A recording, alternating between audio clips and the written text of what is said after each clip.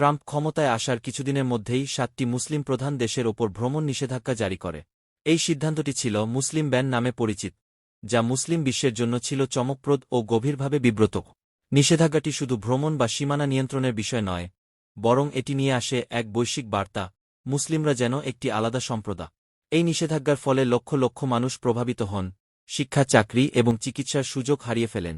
এই নিষেধাজ্ঞা শুধু আমেরিকায় থাকা মুসলিমদের জন্যই নয়, বিশ্বের মুসলিমদের জন্যেও বৈষম্যের বার্তা বহন করেছে, এবং এর ফলে বিশ্বব্যাপী মুসলিমদের প্রতি অন্যায় ও বৈষম্যের ঘটনা আরও বেড়ে যায়। এই সিদ্ধান্তের মাধ্যমে মুসলিম সমাজে এক ধরনের শঙ্কা ও হতাশা তৈরি হয়। ট্রাম্প প্রশাসন জেরুজালেমকে ইসরায়েলের রাজধানী হিসেবে স্বীকৃতি দেয়ার মাধ্যমে আবারও মুসলিম বিশ্বে এক ধরনের আঘাত আনে। মধ্যপ্রাচ্যের মুসলিম দেশগুলো এবং প্যালেস্টাইনিদের জন্য এটি ছিল এক বড় ধাক্কা। ট্রাম্পের এই সিদ্ধান্তের ফলে ইসরায়েল ও প্যালেস্টাইনের মধ্যে উত্তেজনা বৃদ্ধি পায়, এবং এটি মুসলিম বিশ্বে ক্ষোভের সৃষ্টি করে। এর মাধ্যমে ট্রাম্প যেন বিশ্ব রাজনীতিতে মুসলিম সমাজের অনুভূতির প্রতি অসম্মান প্রদর্শন করেন। 2018 সালে ট্রাম্প ইরানের সাথে করা পারমাণবিক চুক্তি থেকে সরে আসেন। এই পদক্ষেপটি ইরানের জনগণ এবং মধ্যপ্রাচ্যের স্থিতিশীলতার জন্য ছিল চ্যালেঞ্জিং। এরপর থেকেই ইরান ও যুক্তরাষ্ট্রের মধ্যে উত্তেজনা তীব্রতর হতে থাকে, এবং এটি মধ্যপ্রাচ্যের অন্যান্য মুসলিম দেশগুলোর ওপরও প্রভাব ফেলে।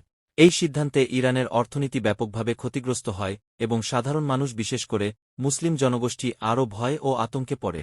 ট্রাম্প প্রশাসনের তৎপরতার মাধ্যমে মধ্যপ্রাচ্যের মুসলিম দেশগুলোতে বিভাজন আরও প্রকট হয়। সৌদি আরব ও কাতারের মতো বন্ধুপ্রতিম দেশগুলোর মধ্যে দূরত্ব বৃদ্ধি পায়, এবং বিভিন্ন শক্তিশালী দেশগুলোকে ভিন্নমতের দিকে ঠেলে দেয়া হয়। ডোনাল্ড ট্রাম্পের বিভিন্ন সিদ্ধান্ত বিশ্বের মুসলিমদের ওপর এক অনিশ্চিত ভবিষ্যতের দিকে ঠেলে দিয়েছে।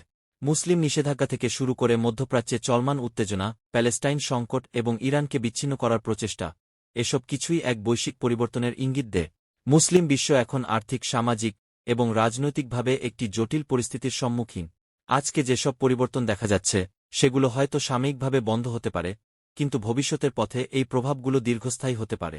তবে একসাথে শক্তি ও ঐক্যের মাধ্যমে মুসলিম দেশগুলো এই চ্যালেঞ্জের মোকাবিলা করতে পারে। আজকের এই যুগে প্রয়োজন সঠিক দৃষ্টিভঙ্গি ও শক্তিশালী নেতৃত্বের, যা মুসলিম বিশ্বকে একত্রিত রাখতে পারে। ভবিষ্যৎ কেমন হবে তা নির্ভর করছে মুসলিম দেশগুলোর মধ্যে ঐক্য ও সংহতির উপর।